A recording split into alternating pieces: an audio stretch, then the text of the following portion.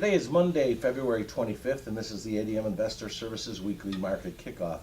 Please note that the views and opinions expressed here today are solely those of our guests and should not be construed as the views or opinions of ADM Investor Services or Archer Daniels Midland Company.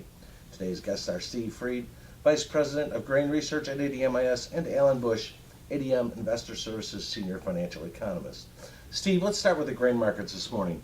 The USDA released some unofficial estimates for the U.S. 2019 and 20 corn, soybean, and wheat supply and demand. What did they say, and what was the market reaction to this? First of all their 19 and 20 U.S. corn, soybean, and wheat carryouts were lower than what the market had anticipated. They showed maybe a little conservative yields in beans and wheat, and showed maybe a little bit higher demand in the corn than what the market was anticipated. I think the market looked past that because we're still focusing on the deal, and I think that most people are trading a higher carryout than what the USDA said. Speaking of the deal, what's the latest news about the U.S. and China trade deal? Well, there was positive news on Friday and over the weekend. Secretary of Agriculture said on Friday that China was going to come in and buy additional 10 million tons of soybeans above the 10 million tons that are already bought. President Trump said he would not put tariffs on March 1 and extend the deadlines, and that they were trying to work on a time frame in March to sign a deal. And I think the market was looking forward to a deal, and positive deal. Today's trade, though, is very disappointing in the grains. Beans have backed off from their highs. Corn's a little bit lower. Wheat's down 12 cents today. And if we had a deal, I was expecting that corn might test 420, May beans 960, and May wheat 550 on just that reaction. But it feels like when you talk to traders, they're more concerned about a slower global economy. They're more concerned about the spread of the China swine fever, and they're more concerned about big crops in 19 than they are a deal.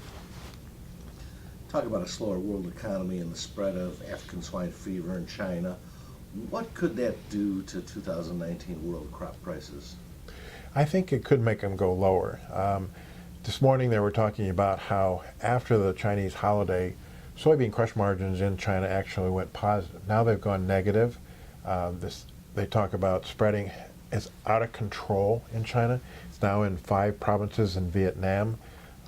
There was even one U.S. veterinarian said it might be easy for the swine fever to spread the United States just by bringing in feed from Asia and feeding it to the swine here, cheaper feed.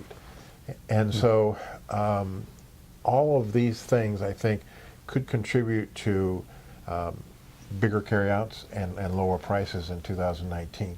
The U.S. is a net exporter of feed, I believe, to Asia. How often do we actually bring in feed from Asia to the U.S.? I think that we were talking about in some feed additives, and maybe as much as 20% of the final feed additive might come from cheaper ingredients from Asia. It's very selective, but it wouldn't. This thing spreads very easy and has no vaccine to control it, so it wouldn't take much to start spreading it. Yeah, real concern. Yes. Alan, let's talk about the currency markets this morning. What is your outlook for the Canadian dollar and the Australian dollar? Well, those are the so-called commodity currencies, and my view there is that they are both headed higher. Now, first of all, I would avoid the U.S. dollar and the euro dollar currencies in general, except the commodity currencies.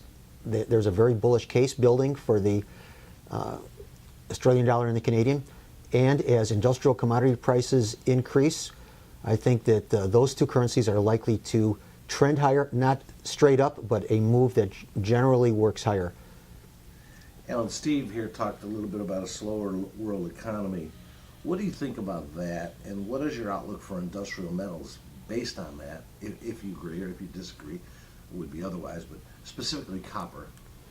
Well, I think Steve is absolutely right. The global economy is slowing, but the industrial commodities seem to be ignoring that thought and are trading higher. In fact, the copper now advanced to an 8-month high today. So I believe the industrial commodities are looking past some of these negatives as far as the global economy is concerned, possibly looking at a U.S.-China trade deal. And that would tell me that a deal is closer rather than farther away. And I would believe that we are likely to see higher prices for the industrial commodities. That would include the copper and the crude oil. Well, isn't that contradictory, though, toward a slower world economy? I mean, yes, we might rally if we get a deal with China, but if the world economy is actually slowing, can industrial commodities maintain a bullish focus? Normally, that would be a bit of a paradox to see industrial commodities advancing in a weaker global economy. But the fact that those commodity markets are advancing, I think, says a lot about what is likely to happen with the trade deal. So I think those markets are looking past the current economic conditions and looking to the future, including a deal between the U.S. and China. And what other markets do you like from the long side? I also like the stock index futures and also the gold market. Stock index futures have performed extremely well, now trading at a 12-week high just today. Also suggesting there is a trade deal likely between the U.S. and China. The gold market also looks very good. And for the first time in a long time, gold and stock index futures are trading in the same direction. Often they trade as opposites. So if the global economy is slowing, to me that would mean central banks are likely to move more toward accommodation. More accommodation or easier credit conditions means inflation. And I think gold traders are looking at an inflationary situation, definitely not anytime soon, but down the road. So I believe that is the fundamental that has taken the gold higher and will continue to support gold prices. Thank you both. Remember, the views and opinions expressed today on this video are solely those of our guests and should not be construed as the views or opinions of ADM Investor Services or Archer Daniels Midland Company. If you'd like more information about our brokerage services, would like to speak to one of our experts about managing your risks, or would like to open a trading account, please visit www.admis.com.